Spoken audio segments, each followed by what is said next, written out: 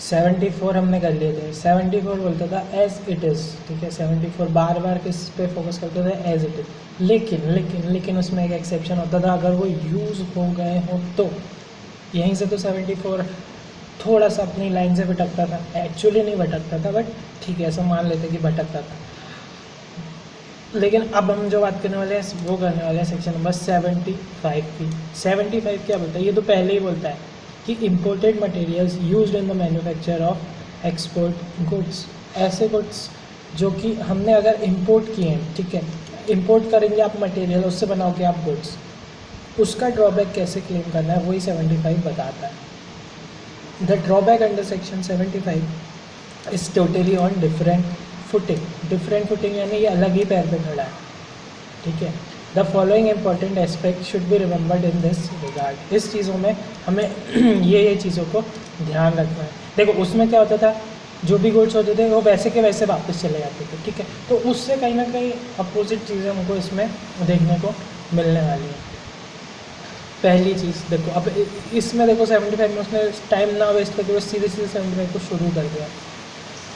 उसका पहला पॉइंट क्या है, पहला पॉइंट ये है the drawback the goods exported. जिन गुड्स को आप एक्सपोर्ट करने वाले हो वो पूरी तरह से अलग हो उनके इनपुट से अलग हो। किससे अलग हो, इनपुट से। Totally different from the input, entirely, पूरी तरीके से वो अपने उन इनपुट से वो पूरी तरीके से डिफरेंट हो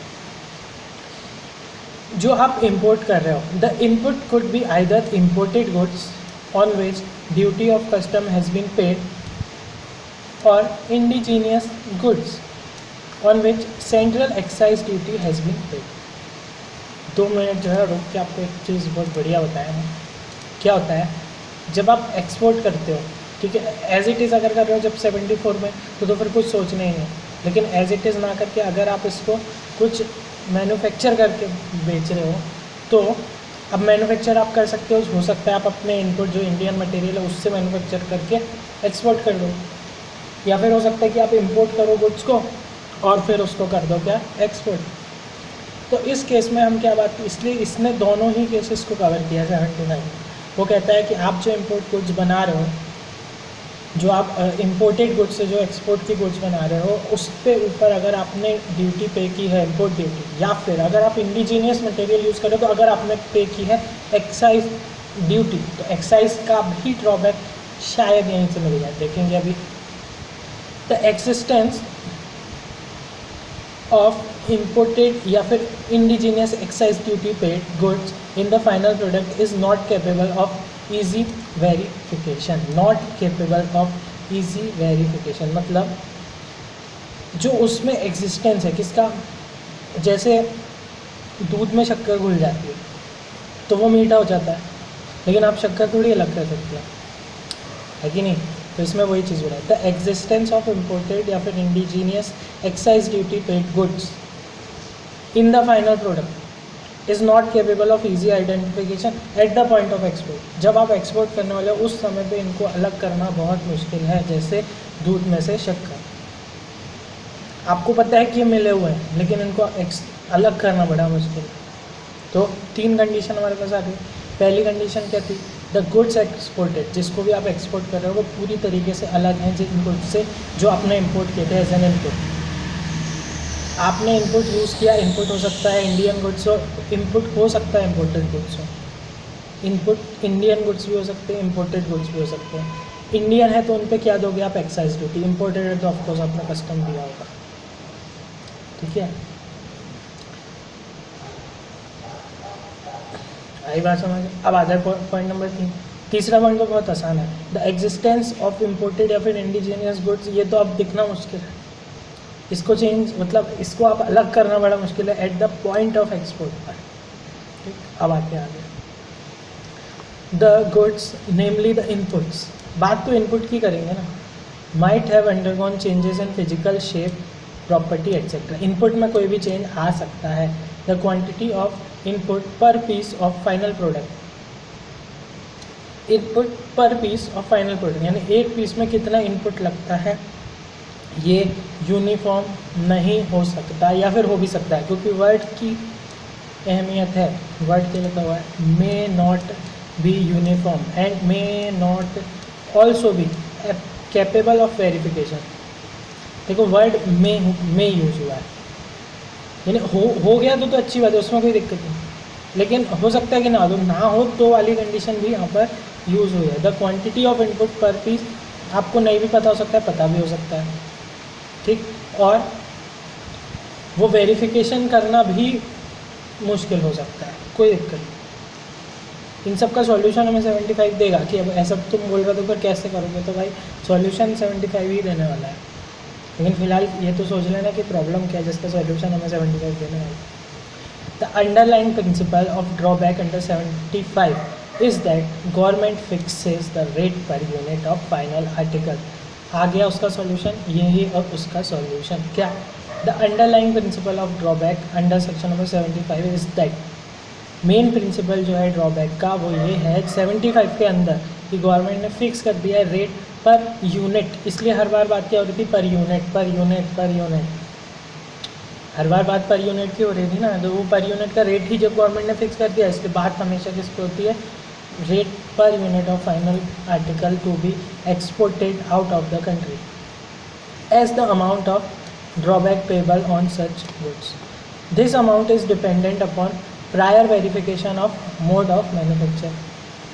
ये डिपेंडेंट किस पे होता है भाई, आपने कैसे उसको मैन्युफैक्चर किया था उस पर. The quantum of raw materials, the average content of duty paid articles, and lastly standardization of final product conforming to these norms. बात थोड़ी सी हटके करते हैं, यहाँ तो लिखा है लेकिन इसको कहाँ याद करोगे आप, हमने आपके लिए भी कर दिया ऐसे आसान कह सकते हैं. क्या क्या चीज़ें हमको देखना है जब हम ये कर रहे हैं, क्या देखो द अंडरलाइंग प्रिंसिपल, ये तो ठीक है. दिस अमाउंट इज डिपेंडेंट, ये अमाउंट किस पे डिपेंड है, तो सबसे पहले कैसे आपने मैन्युफैक्चर किया, मोड ऑफ मैन्युफैक्चर.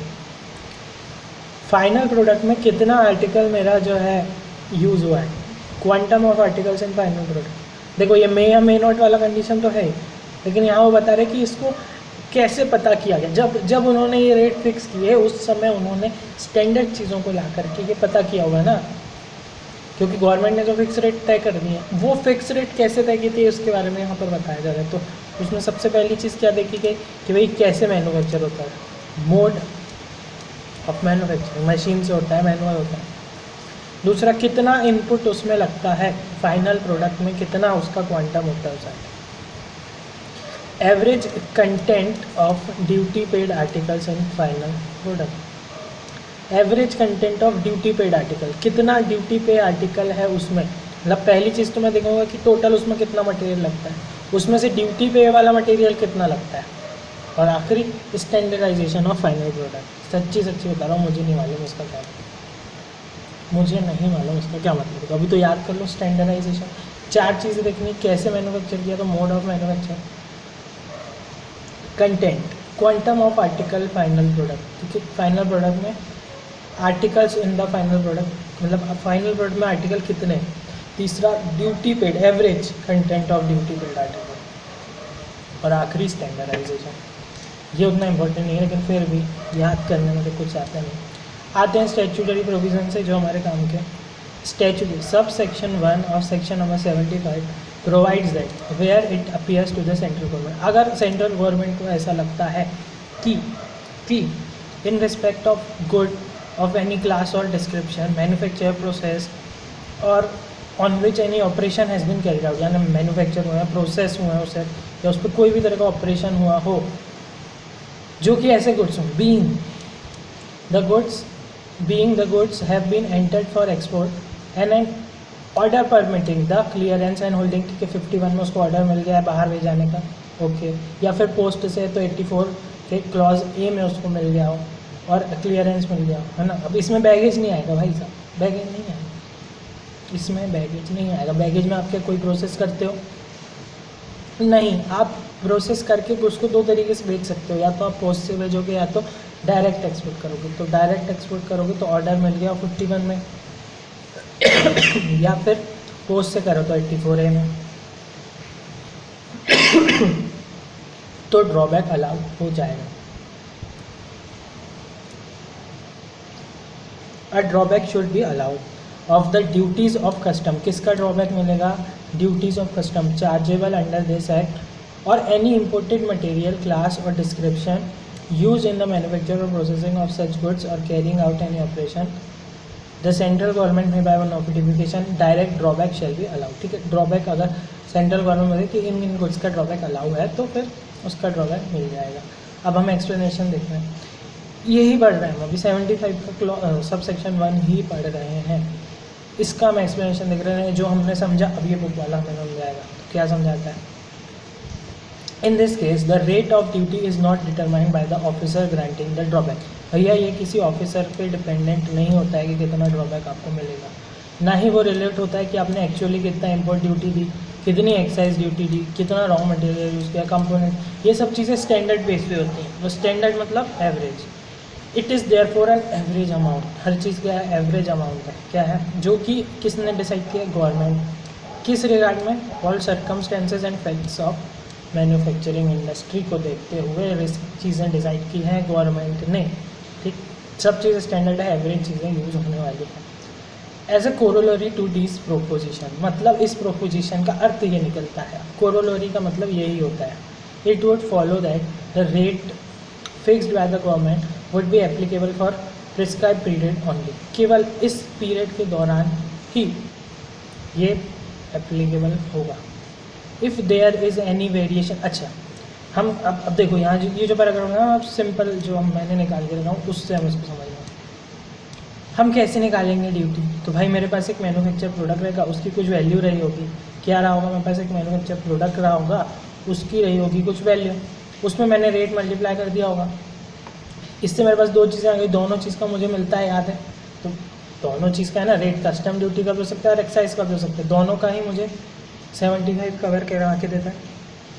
तो इसको इसमें मैंने मल्टीप्लाई किया होगा तो मेरे पास ड्यूटी आ गई होगी। अब इन्हीं में कुछ चेंज हो जाए तो वो स्टैंडर्ड रेट चेंज होगा। तो क्या क्या चेंज हो सकता है, रेट, ऑफकोर्स रेट अगर चेंज हो गया तो पहला चेंज ये हो गया।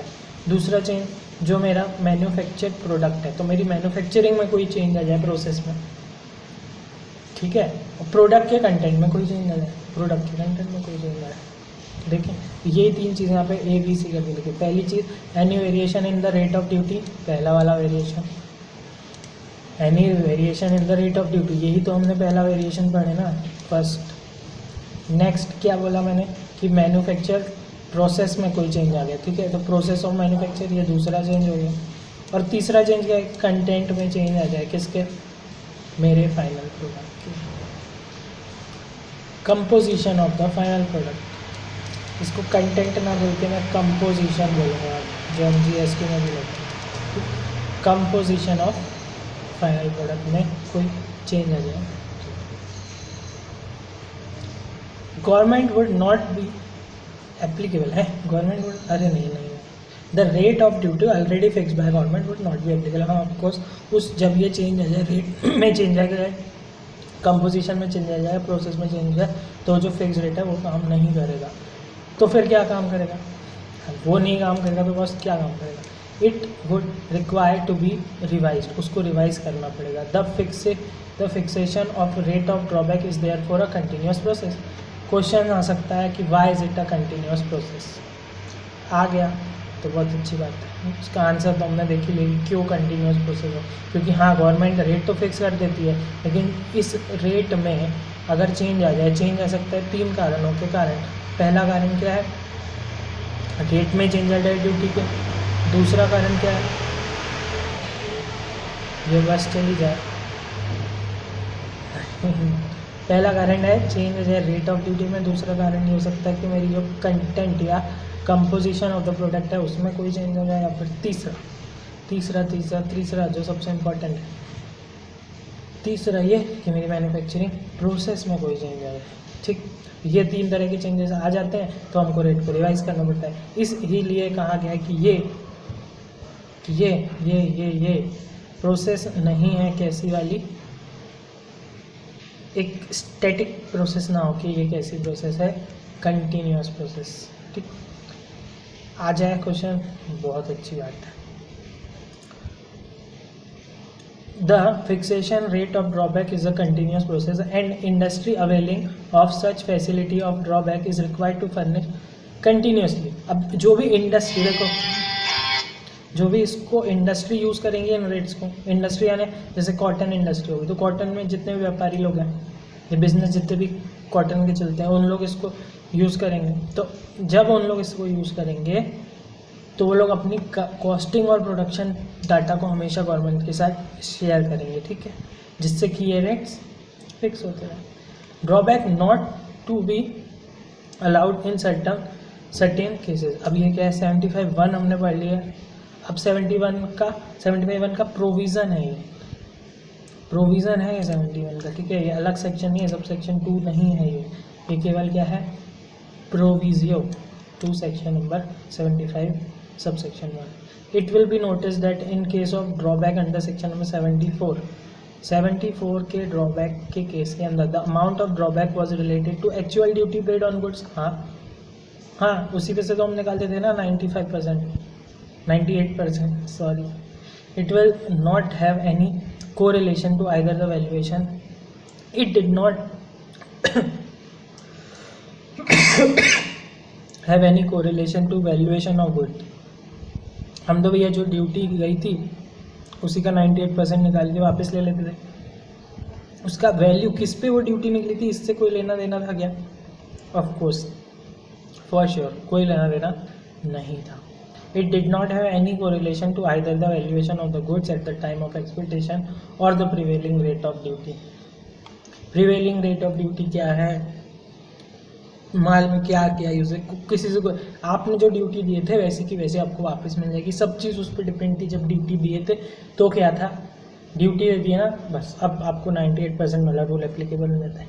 एक चीज़ हम भूल रहे हैं 98% वाले रूल में, कुछ चीज़ों में 100% वाला रूल एप्लीकेबल होता है, उसके लिए चैप्टर है इसके पहले वाला इम्पोर्ट एक्सपोर्ट वाला चैप्टर, उसमें ये चीज़ क्लियरली मेंशन है कि कुछ ऐसी चीज़ें होती हैं, जहाँ तक मुझे याद है फर्नेस ऑयल जैसी कुछ चीज़ है जिसमें आपको 100% ड्यूटी रिफंड हो जाती है ना। तो एक बार उसको चेक करेंगे हम, फिलहाल आगे बढ़ते हैं। However in the case of section number 75 drawback, since the identity of the inputs which have suffered the custom or exercise as the case may be is extinguished। भैया वो तो सब कुछ खत्म हो चुका है ना इनपुट के बारे में। There has been a necessity to correlate the grant of drawback with value of goods imported। अब ये बहुत ज़रूरी हो गया कोरिलेट करना, क्या कि भैया जो भी मेरे गुड्स वापस हो रहे हैं उसको मैं कोरिलेट करूँगा वैल्यू ऑफ गुड्स से, ना कि उसके इनपुट से, value of goods export. It has therefore been prescribed under proviso to subsection 1 of custom act that no drawback of duty shall be allowed under this section if कोई भी drawback of duty allow नहीं होगी अगर, कब नहीं allow होगी अगर the export, जब उसमें भी हमने पढ़े थे कि ड्यूटी नहीं अलाउ होगी, लेकिन उसमें ऐसा कुछ नहीं था, उसमें सिर्फ एक चीज़ थी कि जब यूज़ वाला फैक्टर था कि आप ऐसे कुछ गुड्स थे जैसे कि वेयरिंग अपैरल, फिल्म, फोटोग्राफ और टी चेस्ट, है ना, ये वाले गुड्स थे कि अगर आप उसको यूज़ कर लोगे तो कितने भी दिन में वापस को उस पर ड्यूटी वापस नहीं होगी, सिर्फ ये बात थी। और यहाँ क्या बात कर रहा है वो कि कौन से ऐसे गुड्स है जिस पे तो ड्रॉबैक ऑफ ड्यूटी अलाउ नहीं होगी, ठीक।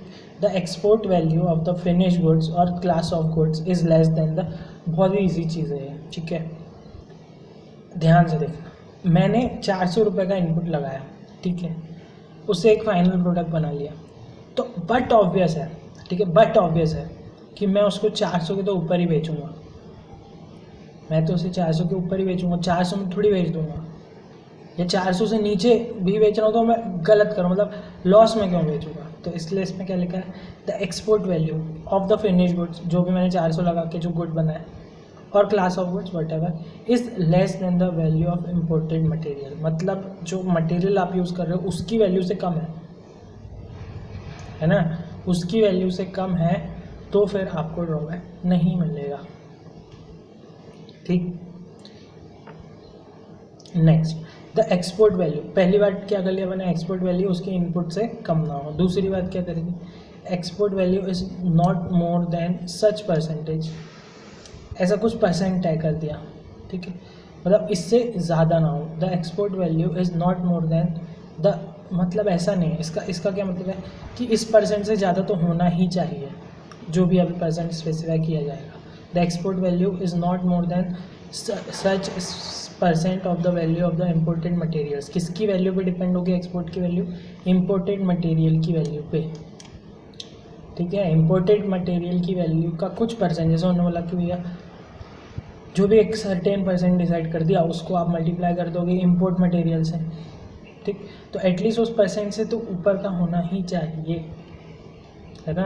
The export value is not more then, अब यहाँ पर नॉट मोर देन का क्या मतलब है? देखो ऊपर वो क्या बोल रहा है कि इन केसेस में ड्यूटी नहीं मिलेगी, तो किन केसेस में नहीं होगी? अगर उसका परसेंटेज कम, मतलब इम्पोर्टेड मटेरियल से उसका परसेंटेज कम है तो नहीं मिलेगी।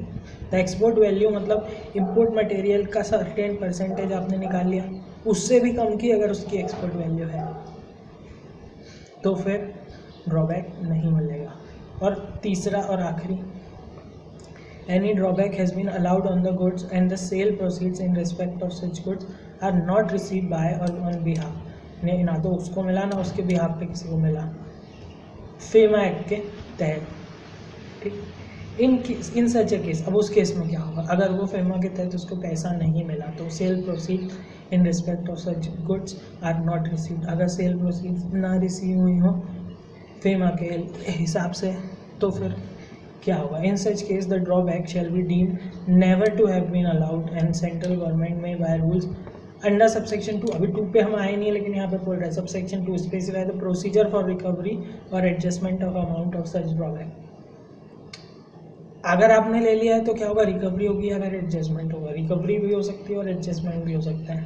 इन this regard central government is empowered to prescribe circumstances under which duty drawback would not be disallowed even though export remittance are not allowed। मतलब अगर सेंट्रल गवर्नमेंट इससे हट के भी कोई रूल्स बना सकती है जब आपको पैसा ना मिला हो लेकिन आप एक्सपोर्ट कर सकते हो। अब आते हैं हम सेक्शन नंबर 75(1)(a) नहीं, इंटरेस्ट वाला सेक्शन नहीं, 75(1)(a) where it appears to the central government that the quantity of a particular material imported into India, किसी एक मटेरियल का क्वांटिटी जो इंपोर्ट हो रही है इंडिया में is more than the total quantity of like materials that has been used in the goods manufacture process और on which any operation has been carried out in India and exported outside India.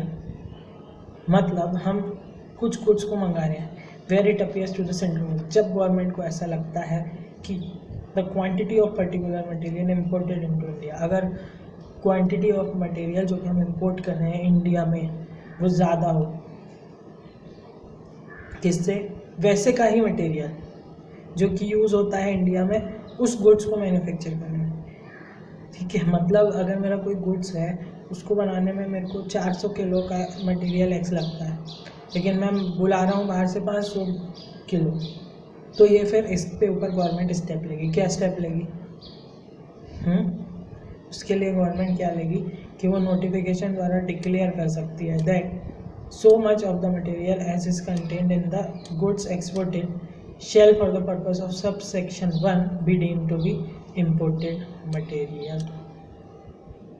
क्या मतलब है कि so much of the material as is contained in the goods exported, जितना material उस goods में export हुआ है उतने को ही माना जाएगा डीम्ड इम्पोर्टेड मटेरियल। क्या मतलब है? फिर से अगर सेंट्रल गवर्नमेंट को कभी ऐसा लगता है कि क्वांटिटी ऑफ पर्टिकुलर मटेरियल जो कि इंपोर्ट हो रहे हैं इंडिया में वो ज़्यादा है, किससे? टोटल क्वांटिटी वैसे ही मटेरियल की, टोटल क्वांटिटी वैसे ही मटेरियल की जो कि यूज़ हुई है, मतलब हैज़ बीन यूज, यानी पहले यूज़ हो चुकी है इन द गुड्स मैन्युफैक्चर, वैसे ही मटेरियल की, लाइक मटेरियल की जो हमने क्वांटिटी यूज़ किए हैं मैन्युफैक्चर गुड्स में, प्रोसेस गुड्स में, और एक्सपोर्टेड आउटसाइड नहीं, और फिर वो गुड्स को हम एक्सपोर्ट कर रहे हैं आउटसाइड, तो फिर सेंट्रल गवर्नमेंट ऑफिशियली ये डिक्लेयर कर सकता है कि so much of the material, जितना मटेरियल उसमें है वो सब मटेरियल क्या है? Imported material. ठीक ठीक। Power of central government to frame rules.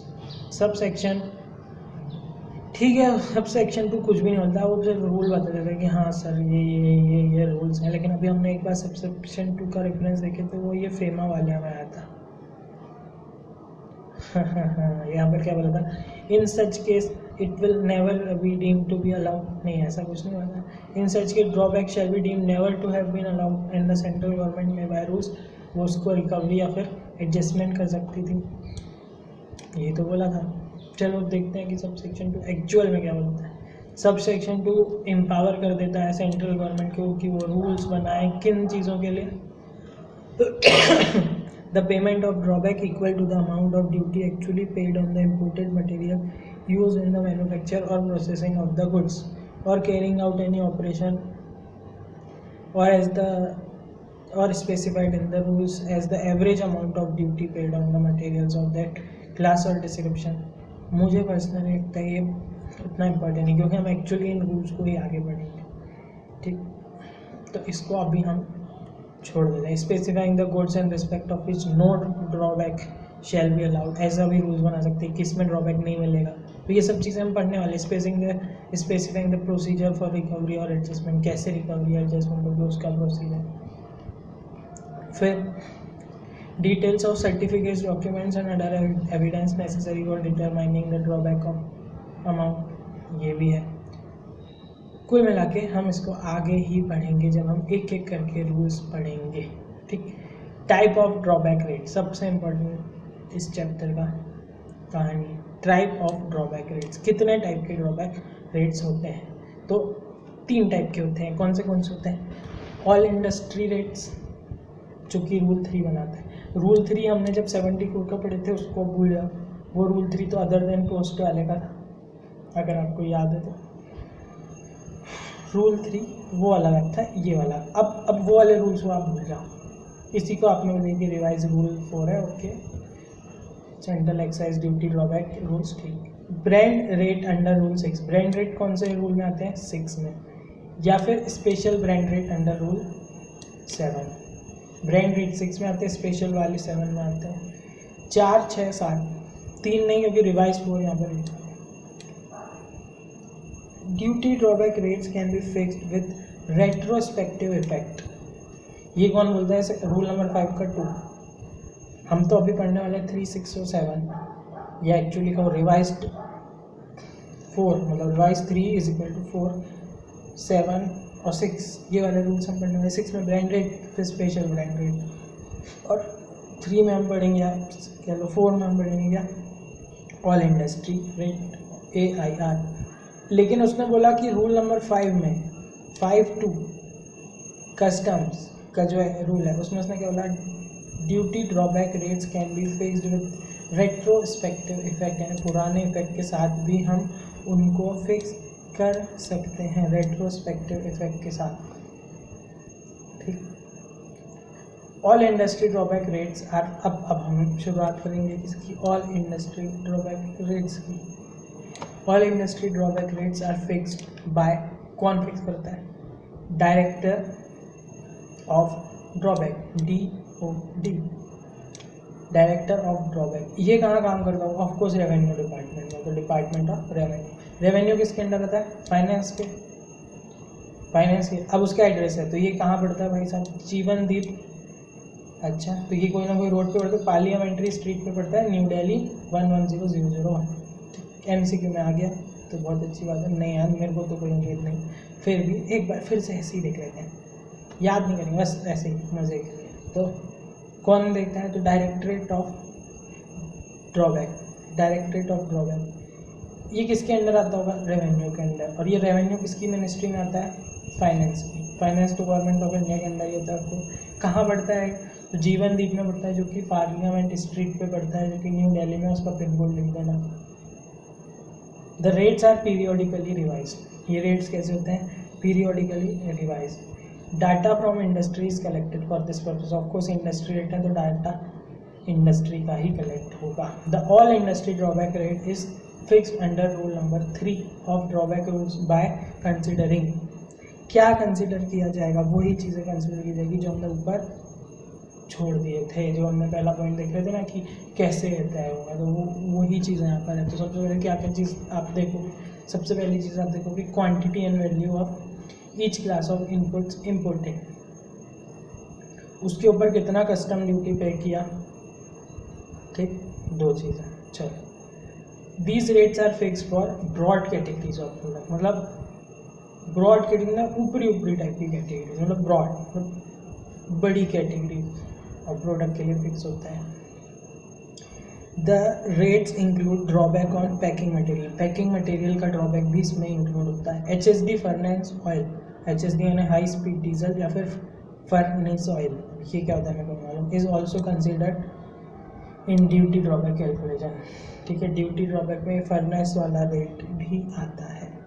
The rates are fixed on the basis of broad parameters, तो वो कौन से ऐसे ब्रॉड पैरामीटर्स हैं जिन पर हम इन रेट्स को कैलकुलेट करते हैं। तो वो ब्रॉड रेट्स क्या हैं?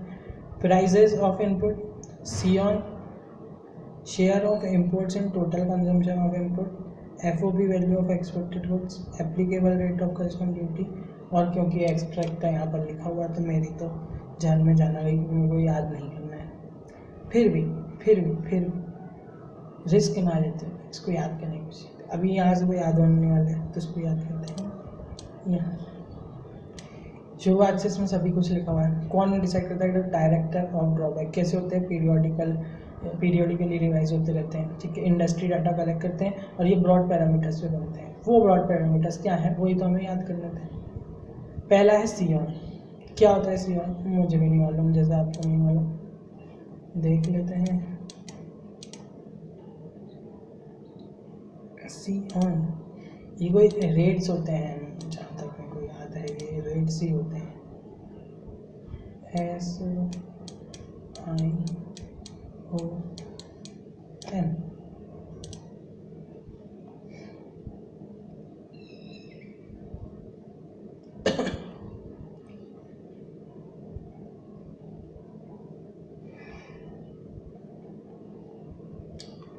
ये तो कुछ भी कुछ दिखा रहा है, हम देखते हैं कि सियॉन रेट्स क्या होते हैं। सियॉन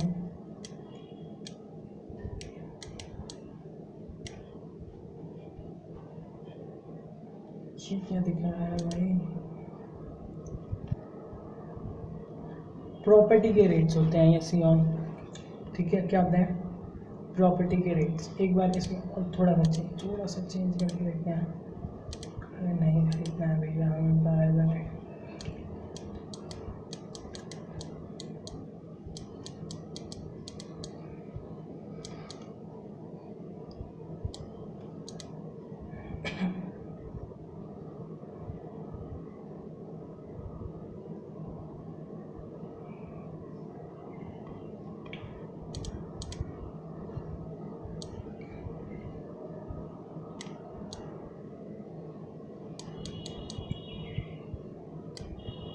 कस्टम्स में इसका फुल फॉर्म क्या होता है? व्हाट इज, भैया हमें नहीं समझ में आ रहा अभी। तो जो मिली है उसके हिसाब से ये सियॉन क्या होता है? प्रॉपर्टी के रेट्स टाइप की चीज़ें होती हैं। अच्छा, तो फिर इसमें मैं एक और वर्ड मिला था DGFT, जो कि सियॉन को पब्लिश करता है, डायरेक्टर जनरल ऑफ, अरे यार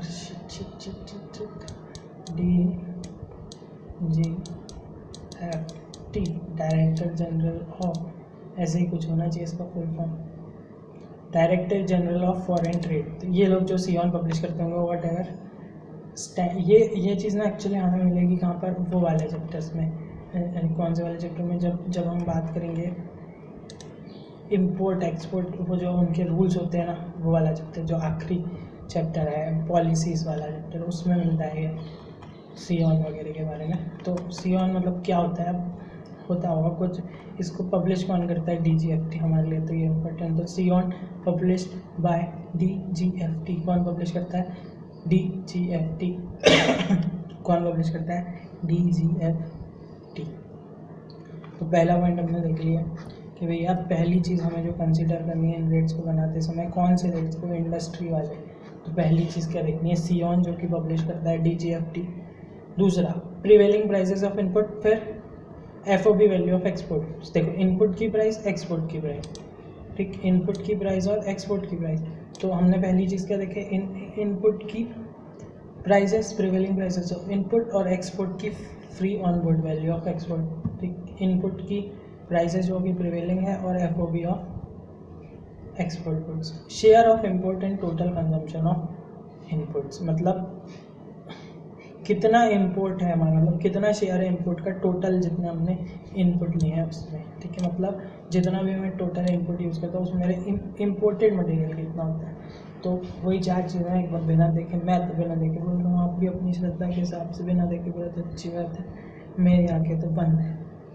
पहली चीज़ है सियोन जो कि पब्लिश करता है DGFT। दूसरा prices of input prevailing in the market. तीसरा FOB value of export goods. और चौथा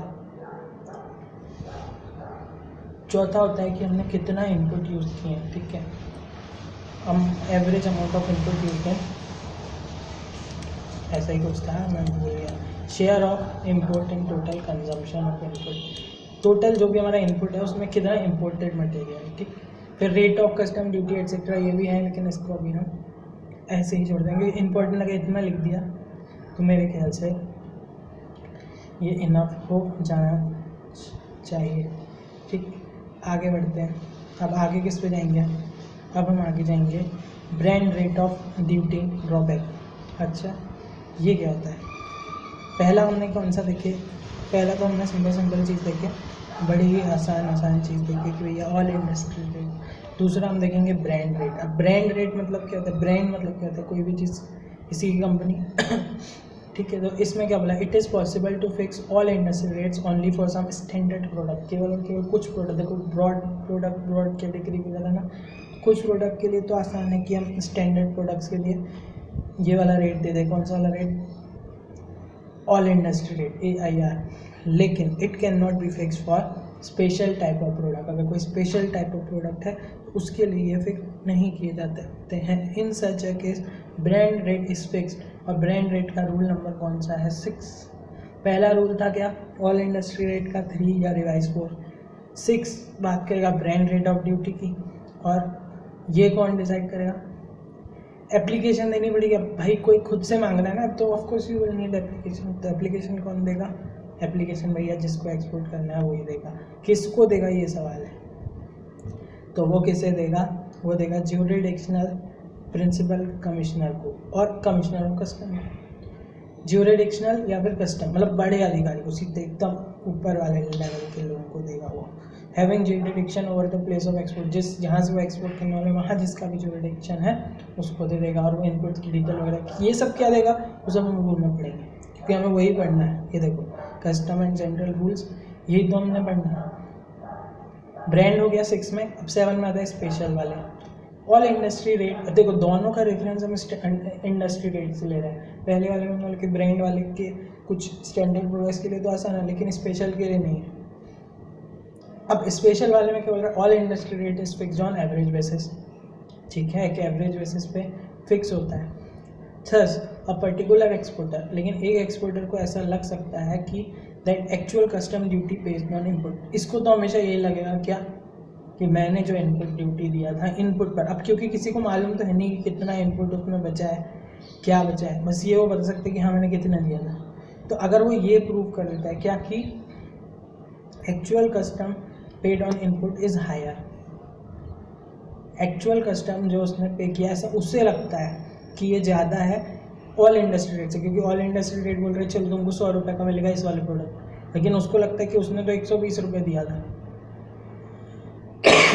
इन सच ए केस वो रूल नंबर 4 के तहत अप्लाई कर सकता है कस्टम और सेंट्रल एक्साइज ड्यूटी रूल्स के 2017 कि एक स्पेशल ब्रांड रेट उस स्पेशल बंदे के लिए फिक्स कर दिया जाए 3 महीनों में। कितने दिनों में, 3 महीने में। और यही 3 महीने वहाँ पर भी आते हैं 74 में। बस क्रॉस रेफरेंस ले रहे हैं, कुछ समझने की कोशिश नहीं कर रहे। क्या बोला उसमें कि he has to apply giving details, ठीक है, within 3 months. Within 3 months किसके 3 मंथ्स में, एक्सपोर्ट के 3 मंथ्स में उसको देना है, ठीक है, okay. He has to apply giving details in prescribe form. The condition of eligibility, इसमें कंडीशन डायरेक्ट ही दे दी गई है। क्या है वो condition? That the condition of eligibility are that all industry rates fixed for that product should be less than 80% of duties actually paid by him on import. यानी उसको अगर लग रहा है जैसे उसने जितनी भी इम्पोर्ट ड्यूटी पे किया है ना उसके 80% से कम होना चाहिए। क्या? The condition of eligibility that the all industry rate fixed for that product should be less than 80% of duties actually paid by him on input। मान लो कि हम ले लेते हैं कि उसने पे किया 100 रुपीज़, ठीक, उसने 100 रुपीज़ पे किया। अब ये क्या बोल रहा है? वो लेस होना चाहिए। क्या लेस होना चाहिए? सब छोड़ो, मुझे इसने एक फार्मूला के लिए पैटर्न दे दिया 80% ऑफ ड्यूटीज एक्चुअली पेड। तो 80% ऑफ ड्यूटी एक्चुअली पेड, तो मैंने तो मान लिया कि मैंने 100 रुपये की ड्यूटी पे किया था, इसका 80% क्या हो गया? 80 रुपीज़। और मान लो कि इसके बाद इंडस्ट्री रेट फिक्स होते हैं कितने? अगर 80 रुपीज़ से कम के इंडस्ट्री रेट हैं तो फिर मुझे मिल जाएगा, 80 के ऊपर है तो नहीं मिलेगा, 80 के ऊपर है तो नहीं मिलेगा। तो 80% की ये हमें लिमिट दे दी गई है। अब रूल्स पढ़ेंगे नेक्स्ट में।